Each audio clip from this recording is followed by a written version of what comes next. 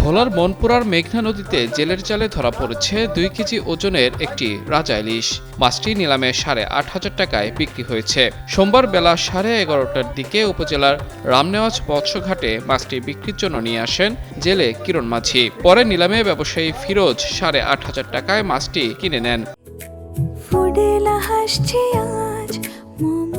ফুটেলা একটি নাবিল পণ্য। কিরণ মাঝি জানান, সোমবার মেঘনায় জাল ফেলে মাছ শিকারের সময় অন্যান্য ছোট ইলিশের সঙ্গে বড় আকারের এই ইলিশটি ধরা পড়ে। এদিকে ব্যবসায়ী ফিরোজ জানান, ইলিশটি লঞ্চ যোগে রাজধানীর কারওয়ান বাজারে পাঠানো হবে।